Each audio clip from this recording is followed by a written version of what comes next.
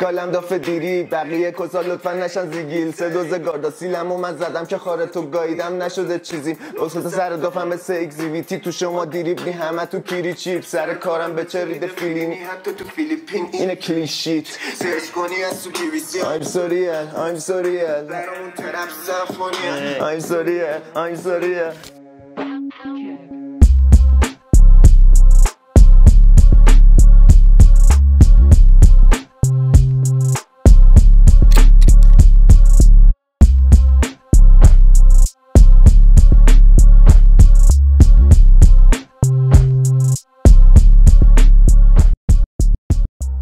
چه خبر کالین چه خبری؟ بچه‌ها گفتن اپیزود 2 رو نمیگیری بابا به خدا بابا به خدا آره خیلی فاصله افتاد خدایی دیگه سعیمون اینه که بگیریم دیگه سریع‌تر حال میده خدایی یکم خود سخته دیگه مثلا شرایطش آره دیگه شرایطش باید پیش بیاد درستش اینه که ولی ایده باحالیه دیزاینش هم بعد شده آره دیزاینش هم آره آجی متفاوت بود آجی نیده بودم اینطوری همین امروز در اومد همش این حالت نمیدونم با قلمو میکشن اونا رو دیده بودم ولی اینطوری که مثلا ترکیب این حالت رنگ پاشیدن و این با هم شد آره اینو اصلا براش بهش میگن به اونا میگن براش اونا میگن قلمو میکشن اینی که با این قاطی شده میگن آبسترکت از کوئسچن باکس بذار چند تا سوال بپرسیم نوشته که خفن ترین کاری که تا الان دادی به نظر خودت خفن ترین کاری که تا الان دادم آره زیاد کار نداری آره هنوز زیاد کار ندارم ولی نیومده هنوز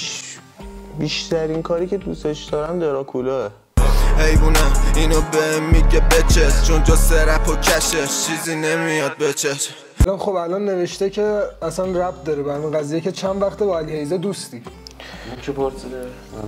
معلومه فن پیج نگاهه میشناسی نه نمیشناسم اصلا فکر کنم دوروبر یه سال علی بگیر کنم یه سال و نیمه آره یه سال و نیمه مفید جور باحالی با هم دیگه آشنا شدیم یا نه؟ نه یه دوست مشترک داشتیم از طرفمون آره دیگه از طریق آدمای مشترک و موزیک آره موزیک هم رو موزیک میخوره دیگه آره دیگه خب اگه مثلا چه میدونم مثلا چجوری بگم مثلا آدم با کار هم دیگه حال نکنه خب نمیشه اول مثلا اون رابطه کاریه پیش نمیاد بعد که اون پیش میاد مثلا رابطه مثلا دوستیه پیش نمیاد اصلا پیشم بیاد زیاد جالب در نمیاد خروجی که داره باحالی نمیده و تو اون دوستی هم ولی صمیمی نشه کار باحال بیرون نمیاد آره دیگه به نظر من اول کار کنی دوستی مثلا خوب باشه دوستی خودش به وجود میاد این چی میگم اون کسی که میخوای کار کنی هم اصولا باید راحت باشی دیگه راحت باشی بعد همون راحت باش و خیلی مهمه خدایی با کی کار میکنی واقعا خیلی مهمه اخلاقیات طرف چجوری هم خیلی تاثیر داره 100% پس الان جواب این سوالم دادی دیگه نمیشه کی تو رپ کنارته یکیش علی حیزه واقعا آره دیگه اونجوری خیلی آره کسی دیگه نداری بگی کی تو رپ کنارته بیشترین کسی که باش کلا در ارتباطم تو این راه علیه ولی خب مثلا پرودوسرها آره پرودوسر اینا هستن ولی خب مثلا کسایی هستن ولی بیشترش علیه نوشته که داشت بادیگارد داری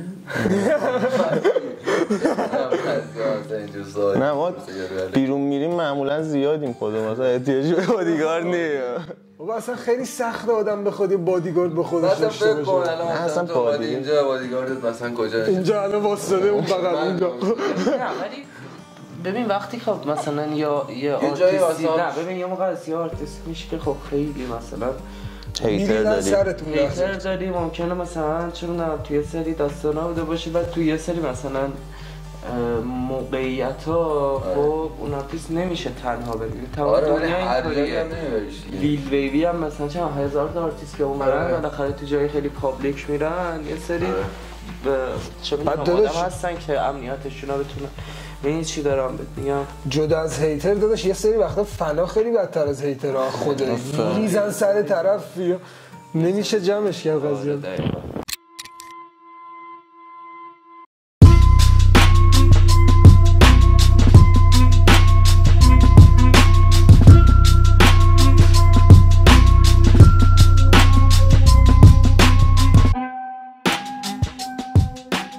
چند وقت رپ میخونی؟ چند وقت رپ میخونم حاجی جدی اگه بخوام بگم 2-3 ساله دارم رپ ترک میدم و اینا، ولی خب از 15 سالگی مینویسم. همینجوری مینویسی؟ آره. بعد داستان باحالی داره اینکه رفتی سمت رپ؟ یا نه همینجوری بریم سمت رپ؟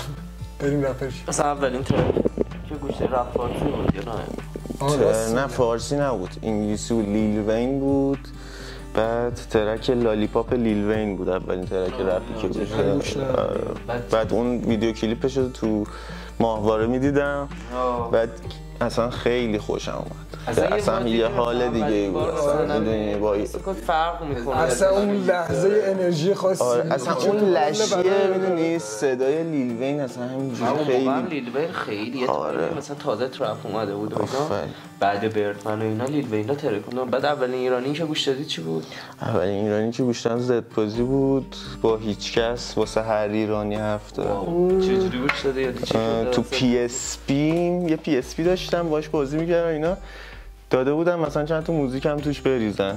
بعد اینا یا آره اینم توش بود. آره داشتی پی اس پی؟ پی اس پی داشتم. آره بابا، آره پی اس پی داشتم. بعد می‌بردم بیرون مثلا. خیلی گنگ بود اون موقع. ولی اولین ترک گوش دادم خیلی بچه بودم، داداشم یه کامپیوتر بود، یاسی آهنگ داشت باغ تاباد اینجوری میکرد. آهای باغ تاباد بیاد من باغ تاباد راجع به این بود میخوره کرمونی باشه کلمه. میرفت تو اداره با یه سیبیلا صحبت میکرد. سیبیلاش میگه که آره تو مثلا سابقه کاری نداری. فکر کنم شنیدم. آره من چیزا یادم وقت میگفت صاحب خونمون انداخته بیرون مثلا این حکم تخلیه دست مادرم اصلا حاجی. ولی آره خیلی حس وای من اون اصلا گوش ندادم اون ترک یاسو. خیلی قدیمیه. میره با یارو سیبیلا صحبت میکنه آی باغ تاباد یکم منو درکم کن. نگو جهان وایسادی برو آقا حرکت کن. من ویلان میساری همچین چیزی داشت. ولی خارجی منم یادم نمیاد چی گوش دادم اولین بار رپ. چیزو دیدم یه موزیک ویدیو از امینم بود، اینجوری میره با زیر پیان اینجوری چیز میکنه، بیل میزنه یکی رو خاک میکنه. کلینینگ اوت آف مای کلوزت امینمه که مامانشو دیس میکنه، میره مامانشو مامانشو دیس میکنه توی اون. اون خیلی بود. من اولین رپی که گوش دادم مثلا ربط به این یعنی رپرایی که مثلا بعدن خیلی تو رپ ترکوندن نداشت اصلا. مثلا رپر زیاد حساب نمیشه طرف. شاهین نجفی، سال خونه شاهین نجفی گوشش شدید. آره شاهین نجفی اوایل رپر بود. آره الانم یه سری رپ میخونه ولی حس میکنم نمیدونم. شاهین نجفی موقعی که مدرسه میرفتم آجی فاز راک و متال اینا داشت. خیلی خفن بود ترکش خدایی. من اولین که ترک داشت شنیدم دایم واسم گذاشت. بعد مامانم عقب نشسته بود. این چیه؟ این چیه داره میگه؟ خونه لای پای مریم. اینا من انقدر خوشم اومد. بعد میگفتم دایی این کیه؟ دایی این کیه؟ دیگه قطعش مامانم گفت همین داداش نه حاجی رپ اصلا یه وجهه بدی داره. اصلا شیطان پرست بودن رپ گوش میدن. اصلا جامعه یه شکل دیگه بوده، دیگه سری تابوها فرق. نوشته که نیکنیم قبلی چی بوده؟ اسمیت. بیل اسمیت. نیکان اسمیت. کیمنت گذاشته بود. نمیدونم اصلا. نه حاجی فکر کنم اون فیلم مستر میسیز اسمیت رو دیده بودم حاجی. اصلا خیلی حال کرده بودم اون موقع. میگفتم مثلا چی بذارم اسمیت. شما گیم نت مثلا میرفتین بچه 100 درصد دیگه. اسم گیم نت من علی جاینت میزدم. علی جاینت. من اسمم رندوم بود خیلی. مثلا میذاشتم یهو کشتمت. بعد آره مثلا یکی میذاشم وای مثلا این شکلی مریض بود. آره حال نداشتم اسم واسه خودم انتخاب کنم. اینو می‌خواستم بپرسم چی شد که به نیگان رسیدی حالا؟ نیگان حاجی فیلینگی حال کردم با نیگان. خیلی حس می‌کنم مثلا تو دهن میچرخه. آره کچی شدی. آره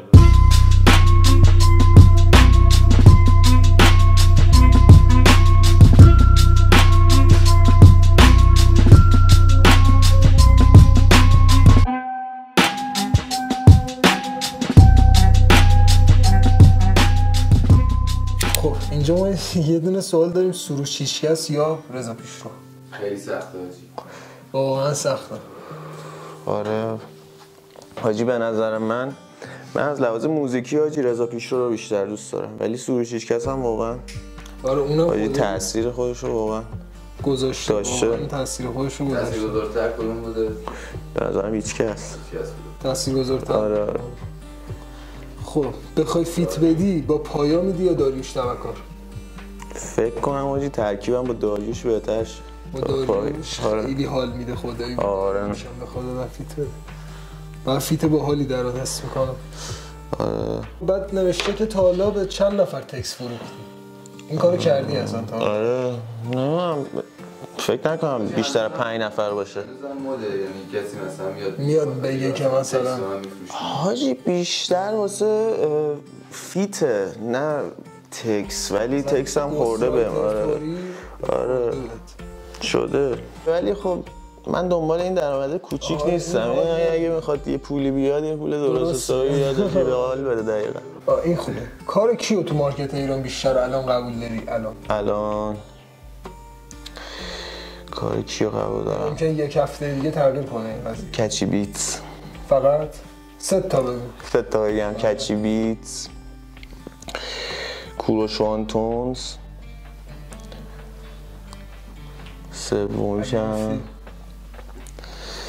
سومیشم داداش چی بگم؟ آخه خیلی هستن رو 3 نفر، همون 2 نفر اوکیه. کچی بیتس. آره. خب فیت با کی خوشحالت میکنه الان؟ فیت با الان ببینی پیام داده که بیا فیت بدیم. آرتیست خارجی.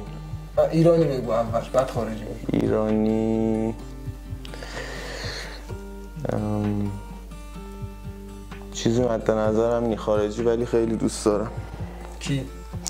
خارجی دیگه.